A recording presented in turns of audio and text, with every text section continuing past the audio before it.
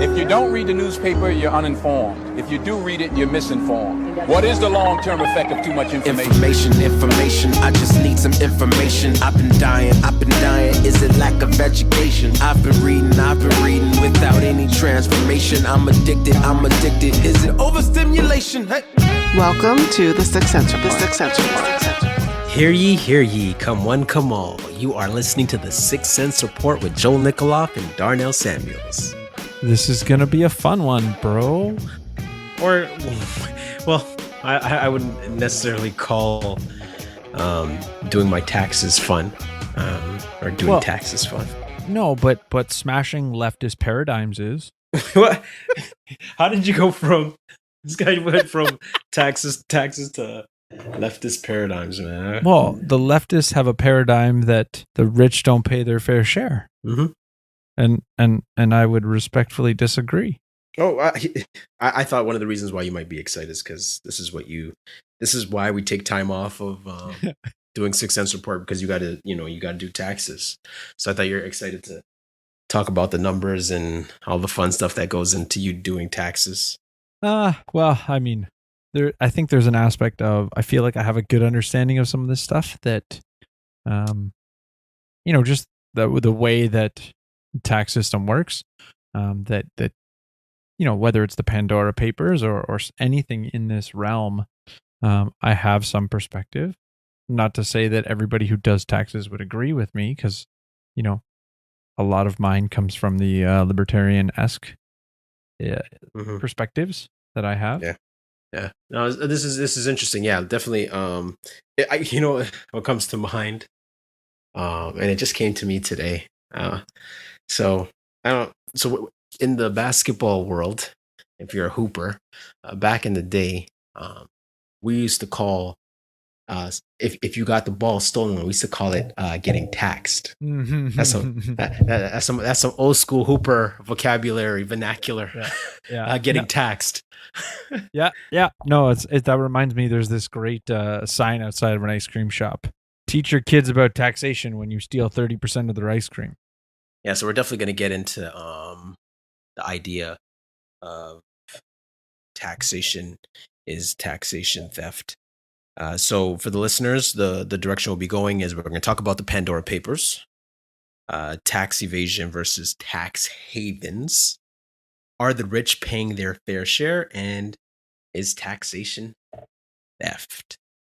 So, Joe, what are the Pandora Papers?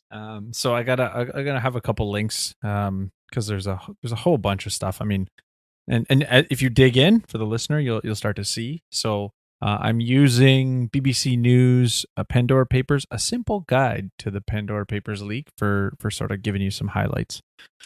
So they have a section that says what has been uncovered. The leak includes 6.4 million documents, almost 3 million images, more than 1 million emails, and almost 500,000 spreadsheets. The release involved more than 600 journalists in 117 countries trawling through files from 14 sources. And so it says the data was obtained by International Consortium of Investigative Journalists.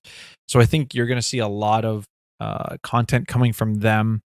I think it's coming out slowly, because I think what they did was they published all the content and then started releasing sort of their investigative journalism reports after the fact. So, I have one of them that I'll bring up a little bit later, but the website for them is icij.org. So just to give a little bit of context, this isn't really the first release. Right. There's technically been three other previous leaks: the offshore leaks in 2013, the Panama Papers in 2016, and the Paradise Papers in 2017. And for the most part, I mean, what's being exposed is, let's say, powerful people in the world using tax havens as a means to pay, to pay less taxes. So without getting into the second part of the second question, tax evasion versus tax havens. We'll get there a little bit easier or a little bit later. So what drew you to this topic? What made you interested in it? Well, a listener. Yeah. Shout out. Thank you for pointing us in this direction, asking the questions. Yeah, and I was just like, oh well. It asked me what was my 2 cents on the topic, and I was just like, what? I never heard of this. I don't even know what it is. And so I was looking into it, and it reminded me of the 2 episodes we did on Who Wants to Be a Billionaire, Yep. right? Who Wants to Be Who Wants to Be a Billionaire, I think, and Broke Billionaires, right? Yeah. We'll put that in the show notes.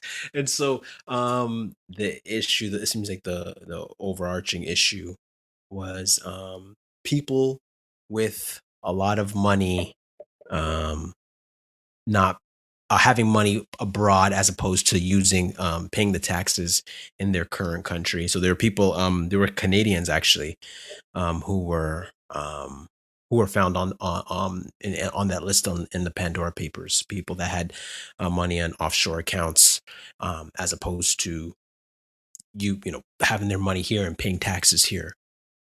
And so people were kind of up in arms and kind of thinking like, okay, well, is this right? Is this right? Mm-hmm. Which is a fair question. Is it right? Right? Is this fair? Is this just? What's your initial thought on that question? Oh, is it right? Man, I had to do some digging. And so I've been going through these 2 books that I've been reading, The Intelligent Investor and Why A Students Work for C Students and B Students Work for the Government. And so just trying to tap into my inner accountant. And so in the book by Robert Kiyosaki, Why A Students Work for C Students, he makes an argument that but when we look for careers, we shouldn't look for the things that necessarily what we're good at, but when you're teaching financial literacy to kids, you should start with tax brackets. So they understand what happens to the money that they make. And so for the listeners, you guys want to follow along if you're not driving, or if you are driving, pull over to the side of the road. And I just want you to do something to follow along. And just follow along. So I want you to make like a cross, like a crucifix, a cross, like a T. And so in the top left quadrant, I want you to put an E. And in the top right, I want you to put a B. The lower quadrant, I want you to put an S. And in the bottom right quadrant, I want you to put an I. And so the E stands for employee. That's one tax bracket. B in the top right is for big business, 400 employees or more. The bottom left, the S, is for small businesses or self-employed. And then the I is for investors. And so the theory that he's arguing is that, okay, well, based on how much you make and where your money comes from determines how you're taxed, right? So the E, employee, you would be taxed 40%. And then the B, the big business, would be 20%. And if you're a small business owner or self-employed, it would be 60%.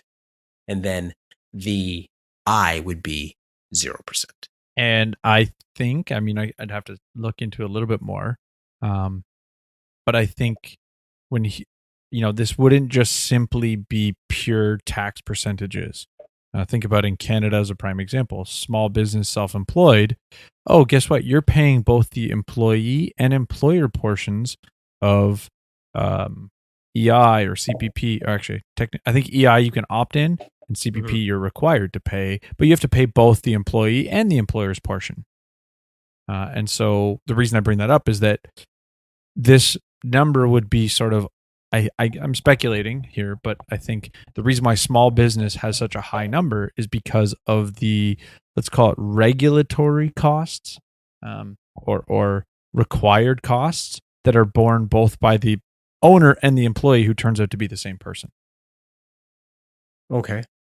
Okay, yeah. And he also mentions that, so for example, the S quadrant, right? The small business, he says that the problem with the S quadrant is that you do not really own a business, right? Mm. So like you own a job. So if you stop working, your income often stops. This means you own busyness, not a business, Mm. right? Yeah, without you, the business fails. Yeah, yeah, and then Essentially. yeah, and that's essentially the problem with being self-employed. And then the E is just it's the easiest bracket. That's our basic ordinary income that we make, and we pay taxes on that. A lot of taxes on it, which was kind of eye-opening for me. And so so the reason why that was I bring that up is because for a person like me who doesn't have I'm not an accountant.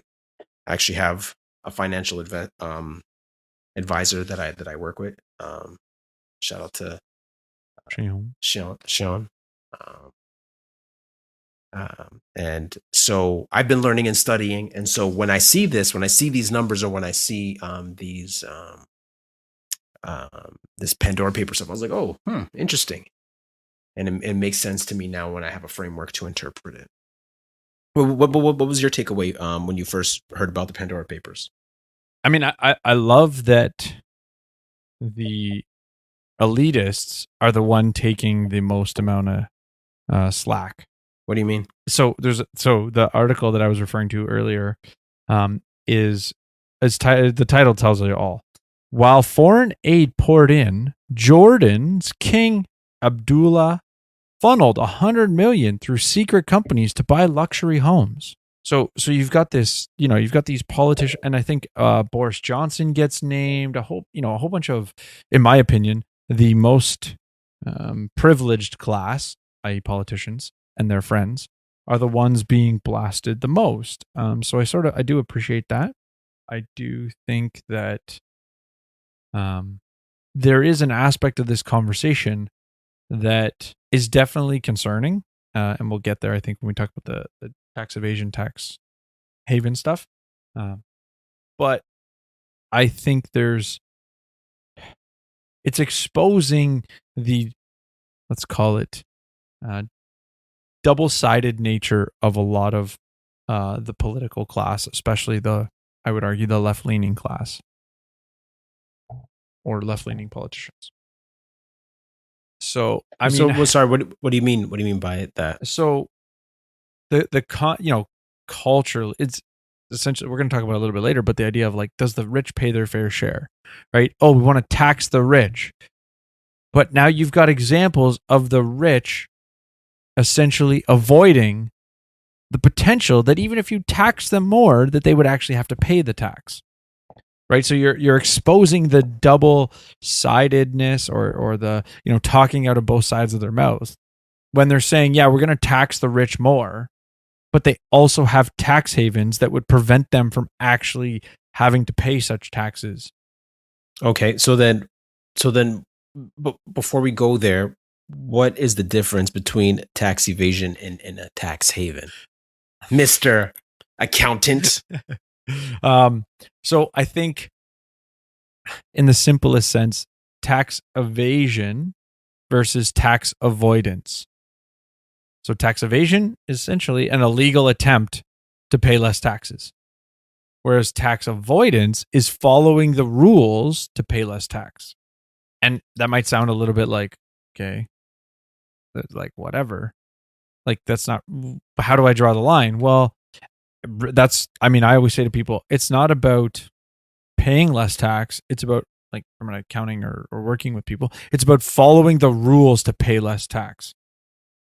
So the example that I could give a lot of people working from home, in order to qualify, to maximize your home office expenses, to be able to claim on a Canadian tax return, you need a designated office space. Because then if I had a designated office, I could use the square footage of my home. Let's say, roughly speaking, the office is 10% of my home. Well, I can now deduct 10% of all my home expenses that would be deemed relevant to running my office that's at home. If I have a shared space, meaning I do my home office from the kitchen table, well, I only work there 40 hours of the week. The rest of the week, it's used for the kitchen table. So now I don't get to deduct the full 10% that I would for this based on the size of the space. I now have to prorate that by the number of hours that I work at that shared space within my home. So, okay, well, let's make a permanent office for myself so that I can maximize my tax deductions. Right? I followed the rules to pay less tax. Whereas if I just tried to claim it without actually having that situation in place, you could argue that's tax evasion. Hopefully my simple example that might be relevant to the listener demonstrates the point. Okay, I think it's I think that's clear. I guess for me, I'm just wondering about, like, would you say it's wrong to have a tax haven? Personally, I think you are under a moral obligation to give government as little money as you possibly can. Whatever do you mean, Thomas Joel Nikoloff? Well, there's levels to it. Okay, so the simplest statement that I always make: the government is the most inefficient option to solve any problem. So why would I want to give them more money? Second, in Canada, as a Christian, we continue to see I'll use the word opposition to people of our belief system from our political class. Why would I want to give them more money to fund their opposition? Yeah. Oh, yeah. I hear you. Okay. Right. So I mean, there's just like a simple part of it, but then there's also, for you, do you think you're better off with more money in your pocket or less? And if the answer is less, I would say then donate it to a cause that you think is good. And consequently, the government is not going to generally be the option to fulfill such a objective. Right. Yeah. Okay. And just for the listeners who are wondering, okay, just the technical tax haven is a country or jurisdiction where you can put your money and avoid paying taxes where you made your money. And I think that's why people are up in arms, because they're like, well, if you made money in Canada, then pay taxes and support Canada. Well, see, this is where I think it's slippery, exceptionally slippery, because the article that I the one I was quoting from earlier has, there's a title of a section says, what do you mean by offshore? So offshore essentially described as you described it. And generally speaking, those countries are easy to set up a company or a corporation, and then they have, it says the laws make it difficult to identify the owners, and then those the reason why they're called tax haven, either they have low or no corporate taxes.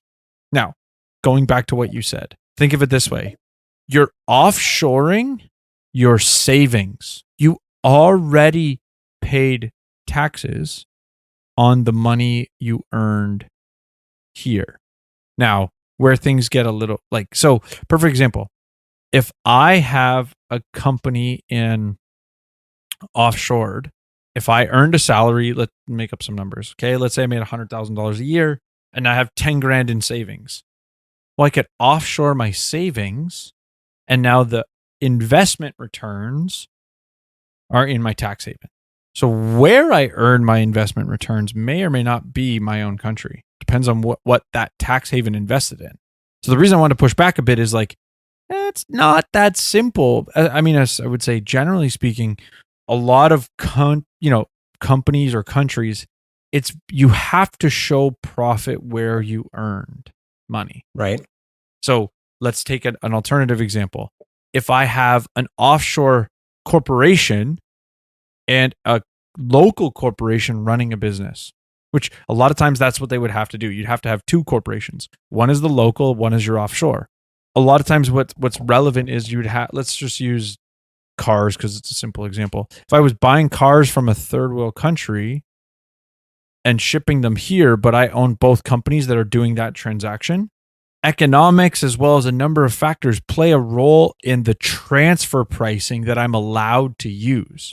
So the government will regulate the transfer pricing a little bit in order to essentially force you to claim a certain amount of income in your local country, right? So I couldn't say, oh, I paid, the offshore company 99.5% of the sales price and I only earned 0.5% profit, right? So this is where, like, as much as the media or the leftists paint this picture of like they're taking all their money and running, like, when things happen locally, there's so much regulation, there's so much government involvement already that forces some level of profit. So go back to my car example. You would have to set the transfer price that you're allowed to use between your two companies that you own would have to be, let's call it a reasonable number.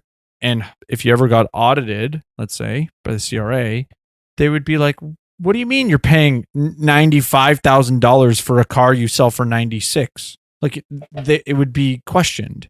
Like, it wouldn't fly with regards to an audit or a tax audit.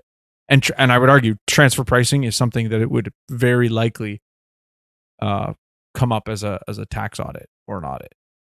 So my point is that, generally speaking, the country you earn your income in, and this goes back to the boxes you described, your employment income is going to be taxed locally. What you do with your savings is where the tax havens and things like that usually come into play. Unless you're, already sitting on $1 million. Well, now what you're doing is you're going to your accountants and your lawyers and you're going, okay, how do I create the structure of my organizations to minimize my taxes? And so this is where I would say there is a level of inequality under the law, much like I would say there's inequality with regards to the court system. Those that have money are playing a different game. As they should. I would definitely say they shouldn't in the court system. No, or as they would. Yes, as they would. Of course you would. As they would. If you had the resources, you would too. Whatever and not just the resources, but even the know-how. Like, even to get to that point of having all that money. There's a knowledge that you have that nobody else has, because if everybody had that knowledge, then everybody would be wealthy. But okay, so part of the article says, is it illegal to use a tax haven? So that's part of the whole thing is the laws are so complex that it's not illegal what they're doing. It's not tax evasion, it's tax avoidance because they followed the rules. The point is the only people with the know-how are the specialists, the subject matter experts, as we've been referring to previously. Well, you got to pay money to get that subject, or you got to pay time to become the subject matter expert. Yes, that's right. So this is where the rich or the wealthy are playing a different game because they have the resources to pay the subject matter experts to do it for them. And I would say I'm much more frustrated or annoyed or concerned about such a thing happening in the court system where we're supposed to have equality under the law. The tax system gets... I'm not so irritated by it, but I think there's different, and the reason I think will hopefully become apparent as we continue this conversation. Okay, it's funny that you say that, because I'm thinking about, like, what would I do, and how would I feel, right? Because I'm not rich by any means, but you kind of have to put yourself in another person's shoes. And part of what we did with the Who Wants to Be a Billionaire and Broke Billionaires, part of the heart behind that was to show people, like, that. I guess this might lead into our next point about paying your fair share. Paying your fair share. The reason why we did those episodes was because people who have a lot of money, billionaires, are demonized. People that have more than you are demonized. And so we were like, okay, well, let's look at the list and let's see how these people got their money, right? Because the assumption is that the money was accumulated illegally, or even just like, okay, well, you made this money, and so you should be obligated to share it, right? Yeah, and I mean that the dilemma with that statement is there's underlying assumptions that, well, it's not yours, or so why does someone else have a claim to you, or like, why should I claim that you're forced to share it? What, and whether they, there's a couple of arguments that could be made, right? You're exploiting your labor, you're exploiting your customers. But those are just platitudes without evaluating, well, okay, what does it mean to exploit someone? And I would argue, the thing I've been talking about a little bit lately, it comes down to rights. And what's great, I'm reminded of the episode with Holly Fretwell, raid versus trade. Right? If you've raided somebody, 100%, there's a problem. You violated rights in order to accumulate your wealth. And I think there's every right for people to say, no, you need to give that back or share, right? Same concept, essentially. For those that have done it via trade, where's the injustice? Where were rights violated? And explicitly, where were rights violated by the person who accumulated the wealth? Right. And I guess, and that's the stigma that comes with the rich, right? The rich get richer, the poor get poorer. And so you kind of see it as, oh, okay, they must have done something wrong, or that they're not paying their fair share. And that idea of fair share is a phrase that NDP leader Jagmeet Singh uses a lot. And that's usually one of his preaching points is, we're going to get the super wealthy to pay their fair share. Right. And that kind of polarizes and demonizes a particular group of people, which I don't think is necessarily helpful. No, I agree. I think it definitely, I don't want to say that this is true, but I have a concern that it facilitates jealousy and envy. Yeah. What comes to mind, I've been listening to the new Nas album, King's Disease. And he does a duo. He's back. He does a duo with Lauryn Hill. The last time he did a duet with Lauryn Hill, I was in grade 9. Way back, way back. Way back, right? But Lauryn Hill, she says this in the song. She goes, now it's illegal for someone to walk in greatness. They want the same but they don't take risks. And I was just like, ooh. I was like, okay, all right, okay, Miss Hill.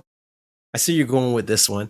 And the idea she's saying is like, well, part of accumulating wealth takes risk. That risk a lot of times looks like not going to school, right? Choosing a different route as an entrepreneur, as opposed to not necessarily going the traditional route of doing a lot of school, or even just taking out an investment and taking on a lot of debt to make a vision come to pass. But yeah, we got to definitely be careful of the idea of envy and envying those who have more than us. Yeah, well, and I think what's good with regards to what you said too is people fail to comprehend the risk that was involved with making trades where you earned a profit. Yep. Oh, and sorry, I also want to add. So, it was 500 Canadians who are found on this list, and two of the Canadians that people would probably, because we can name a whole bunch of people like who, but two of the more famous people that most Canadians would know is Jacques Villeneuve. If I pronounced right, Jacques Villeneuve, the race car driver, and Elvis Stoico. Yeah, your boy Elvis Stoico. Right? Just because he's on skates, man, he's a figure skater. Why does that make him a boy? Figure skating, hockey, it's the same thing, man. Yeah, So, sure. Yeah. Yeah.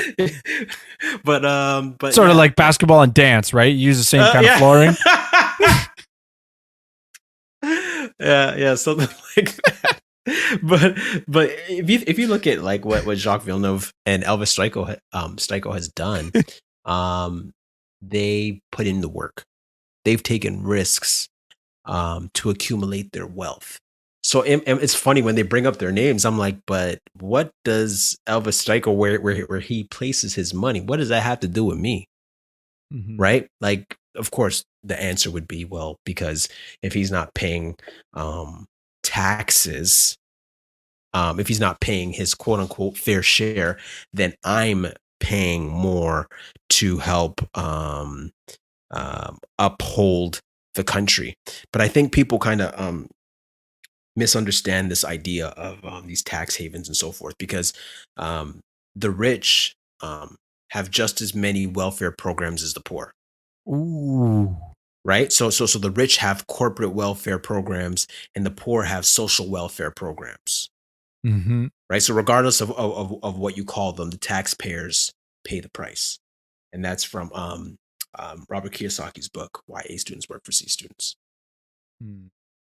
Yeah, and for me, the thought that I wanted to add to the the whole tax evasion piece was that it's to your point, like these people have accumulated wealth, or sorry, not tax evasion, tax havens. Some of it is just also estate planning and contingent. Like, okay, if I want to retire here, or if I want to retire, and live a particular lifestyle, right? Like if I want, I might buy a house in that country, but then I'm thinking about how do I do that as most tax efficiently as possible. And so, I just think of the two guys that you listed. Well, they've accumulated this wealth, and now they go, where can I put it? Where's going to get me the most amount of return? And it's just simply let's call it a math formula. Okay, if I put it here, I'm going to earn this rate of return. But if I put it over here, I'm going to earn this rate of return. Okay, let's put it over there. And it's, I don't know, it just seems that there's this stigma if you do something to minimize your taxes. But to your point, corporate welfare now is, it's under the guise of, well, if GM goes bankrupt, X number of employees are going to be out of a job. Okay, well, we can think of absurd examples like, should we keep subsidizing CD and tape decks because the manufacturers have employees that are going to go, no, we want those employees to transition to the modern innovation. So there, or maybe not those employees, we want society to transition, which consequently means the people that were working in that industry before are no longer working. Are they going to be able to work in the new innovation industry, or the industry that innovated to replace it? Maybe, maybe not. But there's this, the political class, and this is what I really wanted to hit home was the political class has an ulterior motive, and you could use public choice theory a little bit to sort of get what I'm saying.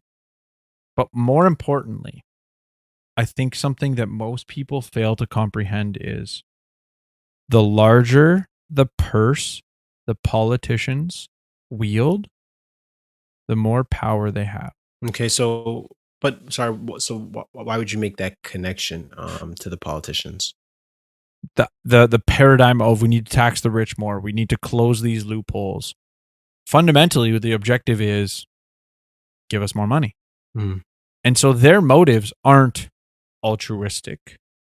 Their motives aren't, we need to cut the taxes for the poor, and if we close these loopholes, we can cut the taxes. That's not their objective at all. Their objective is to keep taxing you the same, but get more money. And so that's why I think the hypocrisy of these politicians is amazing, because they're using these loopholes to pay less taxes while trying to tax everybody else more. And the power, the honestly, we talk about oppression, we talk about disparities. Like, honestly, the place that this happens the most is through the power of politicians. And I mean, I've been blasting lobbyists essentially on my Instagram lately. Or really, I'm blasting that politicians are controlled by lobbyists. And rent seeking, right? Well, but it's not just rent seeking anymore. like rent seeking is the lobbyist trying to. Oh, sorry. Just to be clear, rent seeking is when lobbyists whisper in the ear of politicians or put money in their pocket. So they do favors for each other. Yeah, but I mean, an idea of rent seeking is essentially it's that when you've whispered in the ear of the politician, you've had them enable a regulation or a law or a rule or whatever that, or some kind of favor or exemption. Well, such that the idea of rent in economics terms is excess profit. So you've used the politician to use their influence and power so that you can earn excess. Special treatment, special favors. Yes. Yeah. And so rent seeking is essentially you're seeking opportunity to earn more than would be natural through the power of the politicians. Mm-hmm. And so the bigger the tax or the budget of the politician, mm-hmm. the more favors they can hand out, which means the more power they wield, which means the more lobbying they receive. So it's a counter-cyclical. Sorry, counter-cyclical is not the right term. It's counterintuitive that you're actually making the problem worse by growing government for the socialistic leaning individuals. Okay. Because you actually grow corporate welfare. Uh-huh. Because that's where the lobbyists are. The lobbyists aren't in, common man welfare. You're just getting the table scraps so that you are, you think they're solving the inequality problem. Yeah, but I think it all comes back to financial literacy and also poli-sci, political science in your theory and understanding the role of government, the individual, and so forth. And the role of government and them overstepping their bounds and their responsibility to us. And I guess that leads us to the moral aspect of the role of government. And this is a term I heard a lot in libertarian circles. Taxation is theft. And as a Christian, I've always been taught that render to Caesar's that which is Caesar's, and so, but nothing more. But yeah. So can you elaborate on that, Joel? Well, I mean, like just on how you and I've heard that from you before, and others, and I was just like, okay, well, is it immoral to tax the super rich, or to tax the poor, to tax period, or taking money from people without their say so? Like, yeah, okay, so what's going on there? Yeah, okay, so I mean, my first comment of like nothing more is like do whatever you can to lower your tax burden by following the rules, right? And so I think immorality comes down to it's unwise and immoral, arguably, or if you want to say unbiblical, to do tax evasion, or to lie to pay less taxes, or to essentially not submit your taxes, let's say, honestly. Mm-hmm. So parking that, with regards to the other aspect of your, so that's what I was saying. That's just what I meant by like nothing more. In terms of the morality of it as a concept as a whole, is the question I sort of think about is that, I mean, most people will use things like, oh, it's your dues for being part of society, social contract, all this, like, and we could go down sort of the like semantics where like there's really good libertarian arguments that basically are like social contract is garbage, but not necessarily the time and place. But I would look at we're gonna get just a quick plug. We're gonna get to that in the future episodes. So stay tuned. Yeah, we've been spitballing that one for a little while actually. But to me, the idea that taxation is theft is built on a couple of things. First is, if it's illegal for the individual, it's illegal for the government. Okay. So like for example, the government doesn't have special privileges above another person, above the individual, I guess. Well, it's like, the majority can't vote to kill the minority. Like, just because the like if the individual can't do it, the collective, why should the collective? And if we use government as like representing the people as a whole, if the individual can't do it, then why the government can't do it from a rights perspective? Now, you could say, if you wanted to use things like capital punishment or something like that, you could make the argument that there's an objective third party to, and let's not use capital punishment because that's a whole, but just say in the example of an actual theft, you want to use an objective third party to resolve that problem, but that scenario is actually where the objective third party is acting justly on behalf of the individual, because the individual has a right to reclaim their property, right? In the event of in the right of theft, it's still my property. I may not have custodianship of it today, but it's still my property. It was unjustly taken from me. The other person didn't justly acquire it. So and that's where, like, well, why does, my neighbor can't come over and be like, give me $10. So why does the government get to come over tomorrow and say, give me $10? So that's sort of a underlying premise. The other thing that I think taxation is theft, I think an easy way to discuss it is the idea of rights in general and the concept of slavery. Okay. If 100% taxation, or I would say slavery is equivalent to 100% taxation. Say that again? Slavery is equivalent to 100% taxation. What the? Joel, you're fired. So I 100% tax your property. You don't own your labor. You don't own the fruits of your labor. Technically, you don't even own yourself because I taxed it. 100% taxation is equivalent to slavery. Okay. Now, people could play a little bit of semantics. Oh, well, if you could live in your own home, but then go to work and they take 100%. Okay. Like, how did you buy your home if it's 100% taxation? You can't, you have no resources of your own in 100% taxation. So is 99% no longer slavery? Is 95% no? Is it 50% that it's no longer slavery?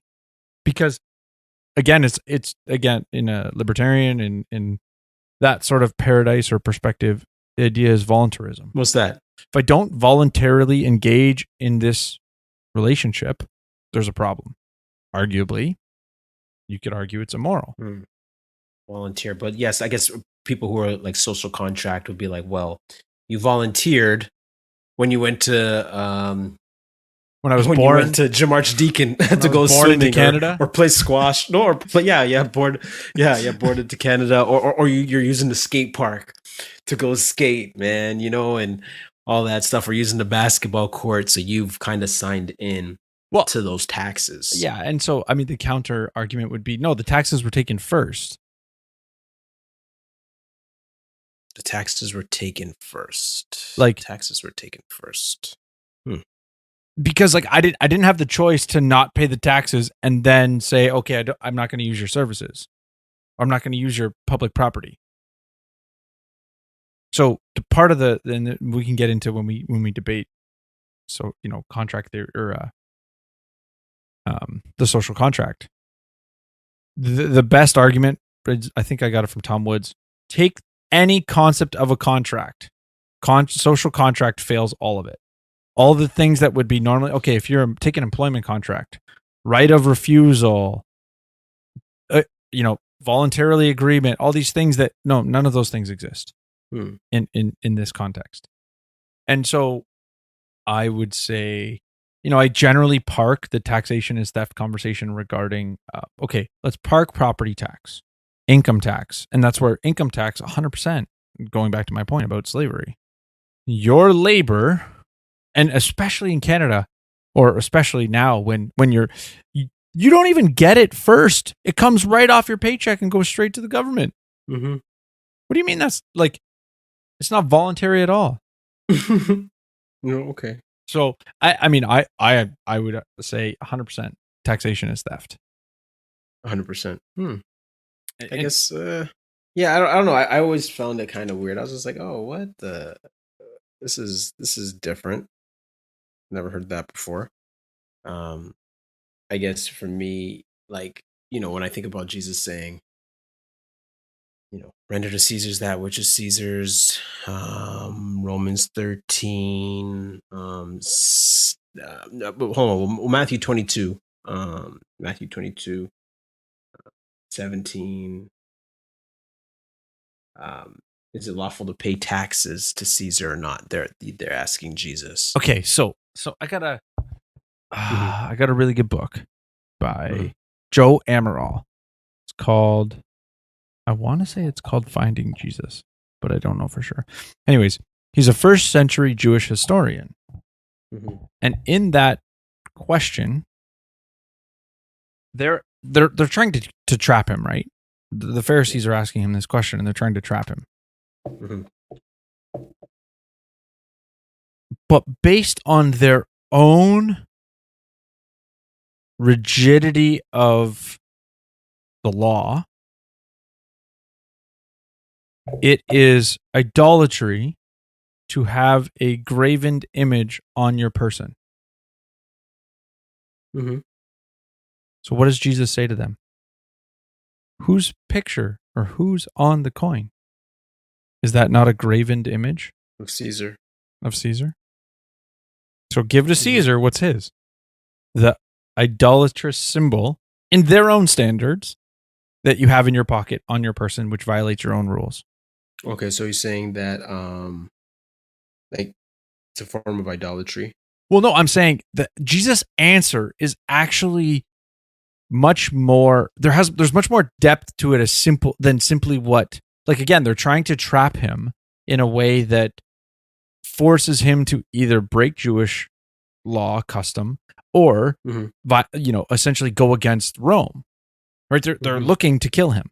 Right? They're looking for a reason to kill him. Ideally, they want him to speak out against Rome because it makes their life easier or their job easier from executing him. And so his answer is obviously profoundly wise to draw the line of how to, get out of their gotcha question.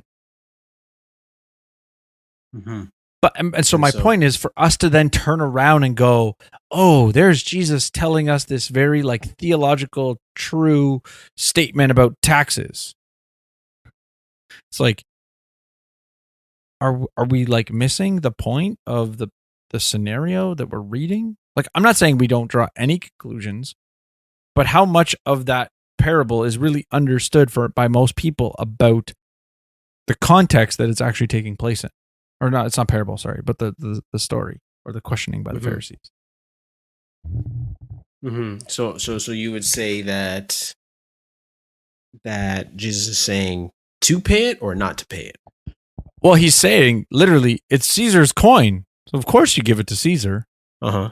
But you're paying Caesar his own coins as taxation. Okay, so Jesus is saying to do it? Well, then my point is that okay, so take the example of, let's try to apply that today. I have my money in a tax haven in another country. Caesar Justin Trudeau is asking for his taxes. Is that Caesar's? It's not in Canadian currency. It's not in Canadian law. Well, I'm applying the statement in somewhat of a, because to some extent what Jesus was saying was okay, there's the Caesar stuff and here's God's stuff. Now I'm not doing Caesar and God. I'm doing Canada and offshore tax haven. But I guess the idea that I was thinking was that, you paid it to, you pay your taxes to Caesar and you keep it moving. Not the 100%, but whatever, whatever the percentage is. And then I guess I also look at, in Romans 13, 6, 7, it says, for the same reason, you also pay taxes, for the authorities are ministers of God, attending to this very thing. Pay to all what is owed to them. Taxes to whom taxes are owed. Revenue to whom revenue is owed. Respect to whom respect is owed. Honor to whom honor is owed. Romans 13, 6, 7. Yeah, so I would say to you that I think it's wise to prevent becoming deemed a criminal. And tax evasion is criminal. Um, Mhm. There's a difference between tax evasion and not paying your taxes. At least in Canada, for the American listeners, Yes. you don't pay your taxes. That's criminal too. In Yes. Canada, largely, it's not criminal to not pay your taxes, Right. meaning we can't go And to jail. But Right. tax evasion, different story. Yeah. You can. I think. Yes, sorry, go ahead. I was just gonna say you could definitely be charged criminally. Now, granted, hey, you missed claiming $1,000 versus like massive tax fraud scheme. But anyways, Mm. Yeah. You know. Yeah, because and I guess morally, I'm just thinking, um, and I'm still kind of working through it, um, on that idea. But I was going through so the I think book. just for list, obviously, I'm saying be you should be subordinate to the laws that are above you. You should, that there are biblical perspectives regarding submitting to the authorities of the land that you live in. Okay. What I'm trying to get though is that what is moral and what is legal aren't the same thing. I think slavery is immoral, Mhm. but when the laws allowed for it, I now had a choice to make whether I could or couldn't do it. The other side is, now that slavery is illegal, I don't know those, if you didn't think it was immoral, you don't have a choice. And the reason I use that sort of funky example is to say, then the question becomes, I think for many Christians, we fail to sort of go, well, what would be a biblical perspective towards if I was setting up a nation and a government regarding taxation? Should it be zero? Should it not be zero? Should it be voluntary? Should it not be voluntary? And I mean, you look at first the text I always like to respond to Romans 13 with is 1 Samuel 8. Essentially, he's like, the king is going to steal your stuff. He's going to steal your people because that's what a king needs in order to protect you. Mhm. And the reason so much of my concern is that like Christians default to this. Well, therefore, that's how it should be. Mm. As opposed to, is this let's call it historical narrative, or God describing this is the nature of man. When they rule over you, they will take your stuff.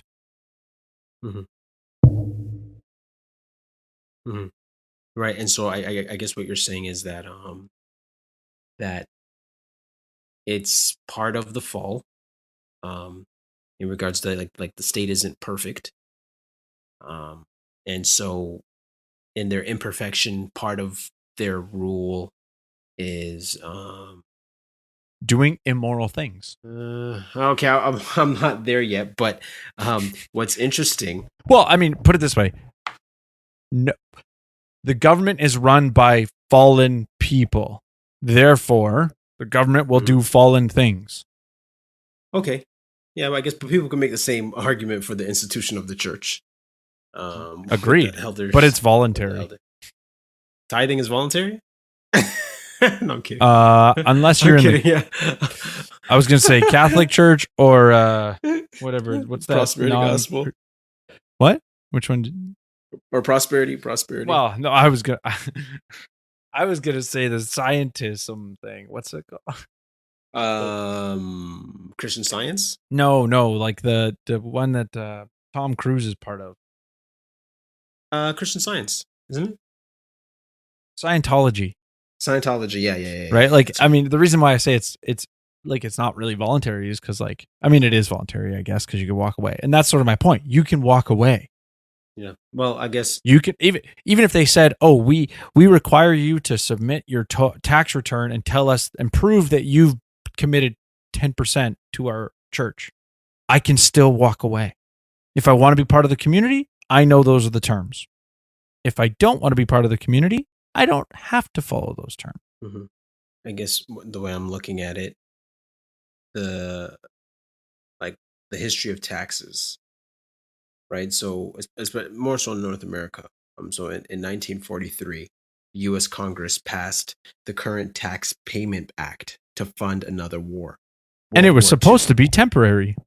For the first time in history, the U.S. government began taking taxes out of the workers' paychecks before the worker was paid. The workers allowed this to happen in the name of fighting for freedom and liberty. This is why many Americans believe it is patriotic to pay taxes. The problem is World War II is over, but the United States never stopped collecting taxes. Do you know what the percentage was back then? I know. 2%. 2%.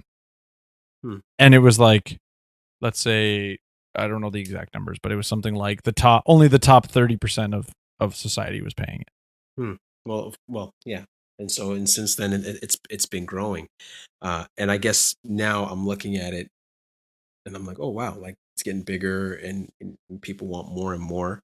I was reading a book called "Politics According to the Bible" by Wayne Grudem, and then he nuances the idea of taxes and how it's used, and he says, as I explained above, it does not seem to me that the Bible gives any support for the idea that governments should use taxes simply to redistribute income from the rich to the poor. The Bible's teachings about the purpose of civil government, about private property, and about economic productivity do not support this idea. Such redistribution of income, and then open bracket, which is different from basic support of the very poor. Right, so he's making it a distinction between the support of the poor and the redistribution of income. And so he says, so such redistribution of income is not part of punishing evil and rewarding good, as the role of government. Punishing evil and rewarding good. And it is not part of impartially enforcing justice. Rather, it is carrying out an additional social agenda that the Bible does not support. I like that nuance. I would argue that the problem with, I agree with it wholeheartedly. I very much agree with the point. I think the problem goes back to what we're talking about with regards to trade versus raid. If your perception is that the billionaires inherently have ill-gotten gain, then you would say, well, his statement doesn't apply. Then, okay. All right. Yeah, I hear what you're saying. So right? What's your 2 cents then on the issue? Okay. So I'll give I'll put a link to this in the show notes page regarding, we sort of touched around the question, but I wanted to just touch on the, do the rich pay their fair share? So I've got an image for the listener to look at. If you're interested, it's on Instagram by this page called Classical Liberalism. And if you don't like the rest of the page, then I don't care. It's just looking at this one picture. But what it shows is that, income groups, you've got the top 1%, and then it goes like all the way down, the bottom 50%. And what's really interesting is it shows you 3 tiers. So income group by percentile. So bottom 50 is all one category, meaning you made less than $43,000 in 2018. The top 25 to 50 is like 43K to 87. And then 10% to 20, and so whatever, has all these tiers. What they show is the top 1% earns 21% of the income and pays 40% of all the taxes. So when someone says the rich don't pay their fair share, the question is, well, how would you calculate their fair share? Right? What would be the criteria for calculating fair share? Is it fair based on the services they consume? Is it fair based on the portion of their income? Because the funny part is, like, most people would say, well, if everybody pays the same percentage, then the rich would pay more, right? So I would argue the most moral tax system would be 15% flat tax. And if you wanted to do something sort of funky, for some funky's not the right word. If you want to do something for the lower class, okay, the first $20,000 you earn makes no taxes. Pays no taxes. Everything over 20,000 is 15%. The reason why we don't have a tax system like that, because politicians want to write favors into the law, give tax breaks. Well, every time I add a tax break, I need to increase the percentage on everybody else in order that I can actually afford to give that tax break.